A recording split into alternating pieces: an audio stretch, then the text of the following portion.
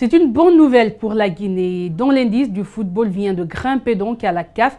Désormais, le pays aura droit à 4 représentants en campagne africaine, dont 2 en Ligue des Champions et 2 en Coupe CAF, selon nos informations.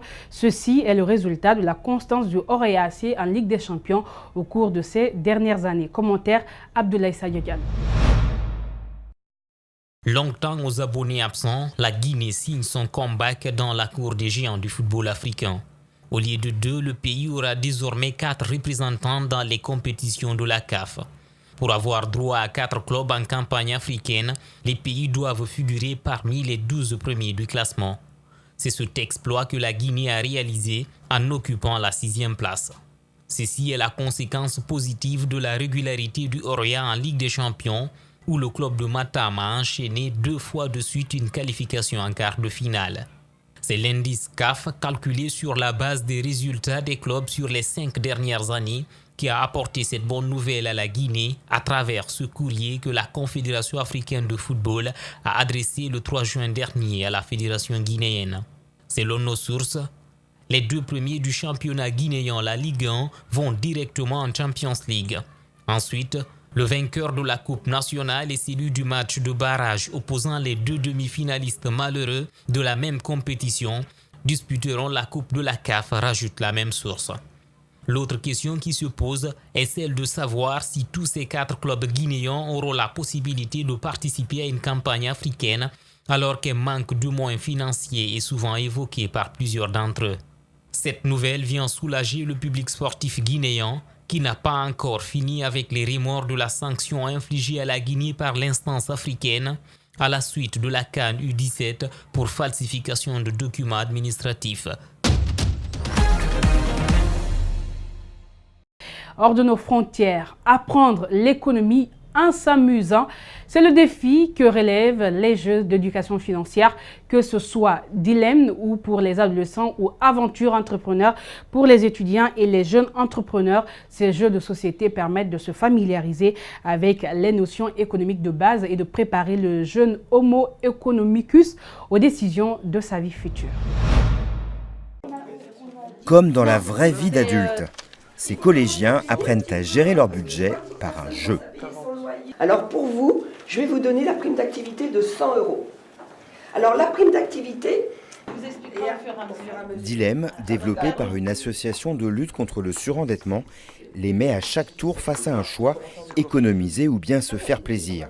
Sans oublier les obligations qui incombent à chaque chef de famille, payer son loyer, sa mutuelle et d'éventuels cours d'anglais. On n'apprend pas forcément dans le milieu scolaire l'éducation budgétaire. Et puis on voulait aussi démystifier le conseiller bancaire voleur, comme certains nous disent, au profit du conseiller bancaire,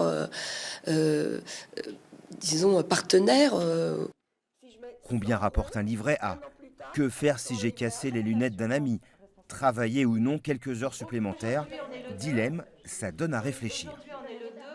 Même en ayant un salaire plutôt moyen, on peut quand même réussir à s'en sortir, il faut juste apprendre à gérer son budget. Ils ont 10 ans de plus et se posent des questions du même ordre. Ces élèves ingénieurs pourraient un jour devenir chefs d'entreprise. La Banque de France a développé justement pour ce public Aventure Entrepreneur. Un client grand compte, ça peut rapporter beaucoup d'argent, mais vigilance. Ça ne vous rapporte pas de la trésorerie immédiatement. Ils ont 4 trimestres pour faire leurs preuves et gérer les aléas positifs comme négatifs de l'entrepreneuriat. On a quand même des interactions entre chacune des entreprises, donc on voit que ce n'est pas notre entreprise, on l'a créée dans notre petite bulle. On voit qu'on doit interagir avec le monde environnant et le contexte économique. Il existe au moins 2 autres jeux de plateau sur le marché, des simulations qui aideront peut-être les Français, réputés piètres financiers, à y voir un peu plus clair.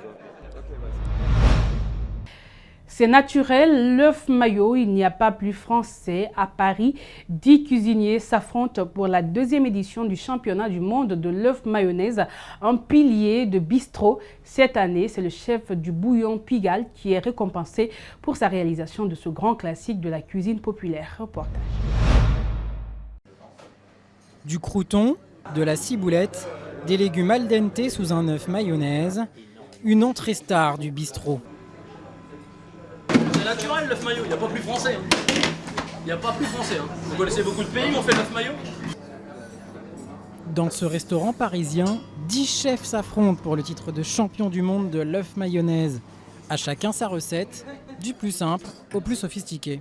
Moi je suis parti sur le fait de faire un œuf mayonnaise comme on apprend à le faire.